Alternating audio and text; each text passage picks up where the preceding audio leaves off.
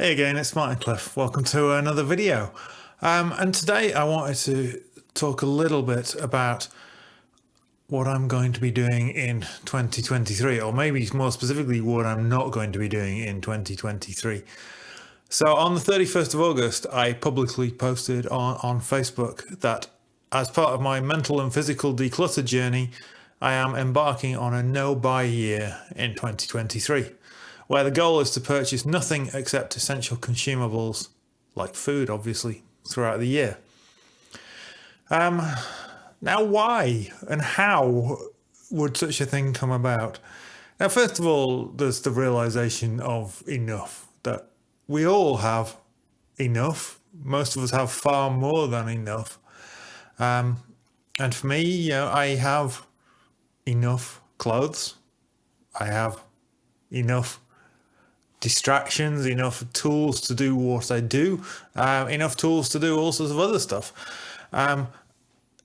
Life is full of plenty for the vast majority of us. And so I've set myself this challenge that, and I announced it publicly significantly earlier than the start of the year, because I need to do a little bit of preparation, although surprisingly little the more I've thought about it since. But also just to hold myself accountable and to challenge myself to do this, because there has been throughout my life always the temptation to buy things for the sake of having things. And this is something that, particularly as someone who isn't able to earn a regular living currently because of the labour laws here in Bucharest, in Romania generally, I'm not here on a work permit. It is limiting. So if I'm not earning money, I shouldn't be spending money. That's one of the first rules of any kind of financial sensible system. But also, just don't need anything.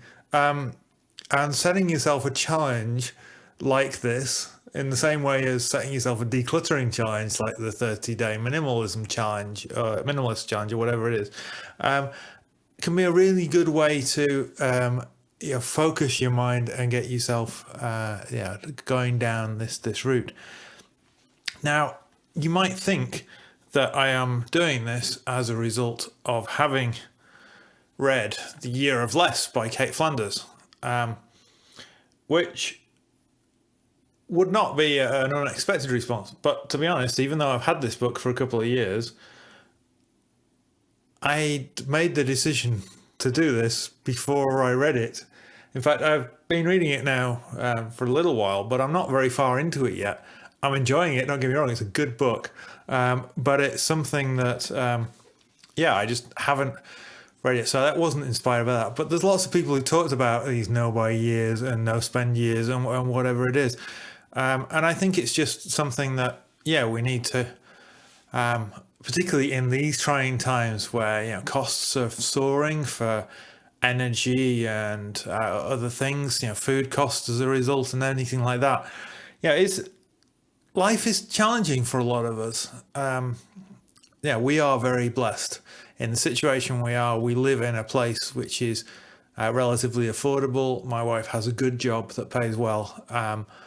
And we are very fortunate in the situation we are in.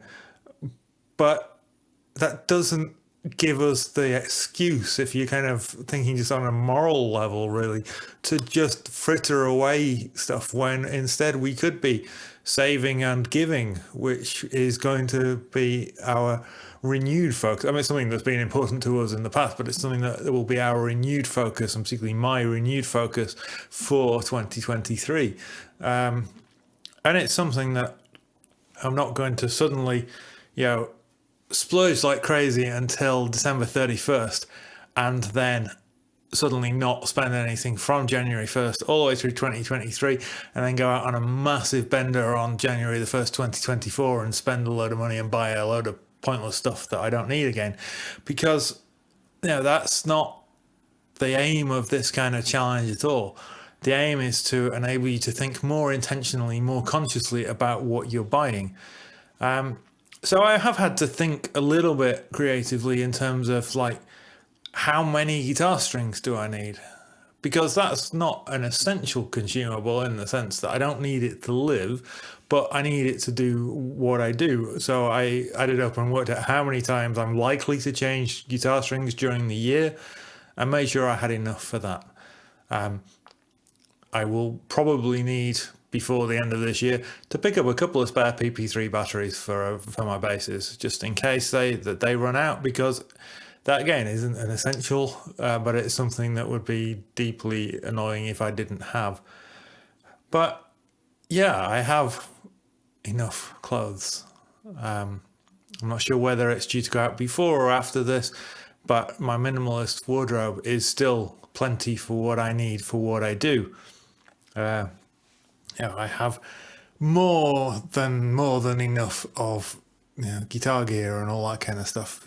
Despite the fact that is what I do, it doesn't give me kind of in my core the excuse to have excess. Just for me, what works best is just having the right amount, and that's what I'm again working towards. And I think I'm in a pretty good place now compared with where I was 2 or 3 years ago, where I had definitely way in excess. And my goal will still be through 2023 to reduce the surplus, to reduce the excess. So it may be that as part of this process, that I will need to buy some additional packaging materials, say, so if I sell stuff, I can ship it off. And that is okay. That is an acceptable consumable as part of the challenge to my mind. But I've been working really hard to get my head around how I want to do this. There's also things like that I'm gonna do my best to avoid things like going out for fast food or getting takeaway coffee. These kind of things that are unnecessary expenses. Yeah, we have an espresso machine. We have a perfectly good coffee maker. So why spend 8 times as much just to get someone else to make it for you just because you're feeling lazy? I say it's not something we do a lot, but it is always a temptation when you're walking past a Starbucks or whatever to go in and grab a coffee. And it's like, yeah, yeah. Not saying that the people who work in these places shouldn't deserve to get a good salary and earn a decent amount of money for what they do. They're providing a service, but at the same time, for me, it's something that isn't necessary. I'm not going to say I'm not going to eat out, because one of the main social interactions I have with people is going for Sunday lunch after church. And I would like that to continue because that's an important part of my life, where a lot of the time I'm in a room on my own. Being able to interact with people is a good thing. But maybe cutting down on the excessiveness. So like, if I go out for a drink with someone, maybe I'll stay out for an hour instead of 3 hours and have 2 drinks instead of 5 drinks or whatever it is, just looking at ways of cutting down any kind of excess. But the main goal is just not to buy anything that isn't essential to life.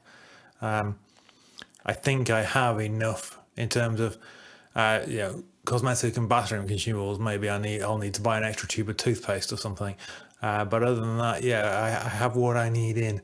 So basically the stuff that you can still buy as this kind of challenge, I guess, is obviously food and drink, cleaning products and that kind of thing. Anything that wears out can be replaced, does it? Now, I'm hoping nothing will wear out, but if something wears out, it can be replaced as long as you get rid of the original thing. But just that's basically where it's at. And there are certain things that are going to be more of a challenge than others. For me, one of those things is books. I probably buy like 5 or 6 books a year on average, I would say. I read them and then I pass them on to someone else. But if I'm not buying anything unnecessary this year, then I will have to find alternate ways, maybe catch up on some of the books that I've got and haven't read yet, which again would be a good thing. So just one of these things. Yeah, it's something that I've set myself this challenge. I think it will be good for me. I think it's a good challenge for many of us to try and do. And that's kind of the way I've prepared my mindset for it. So I'd made this decision in early, maybe middle of August. I made the decision. I publicly stated it on the 31st of August. I've then got a few months to get stuff ready in a way. I'm obviously now publicly stating this on YouTube a month or so before the start of the challenge, and I will keep myself accountable. So I will update, maybe every 2 or 3 months, and just say, okay, this is what I bought. This is how much I've spent this year on unnecessary stuff, because there will be things that I do wrong. There will be mistakes that I make, because all of us do that. But the goal going forward is to buy nothing in 2023. Let me know if you're going to do a challenge like that. I think it's a really good challenge, particularly, as I say, in this day and age when times are tough. But any other thoughts? Have you ever done it before? Let me know in the comments below. Don't forget to click that thumbs up icon. That's really appreciated. Subscribe if you're not already, and I'll see you next time. Take care.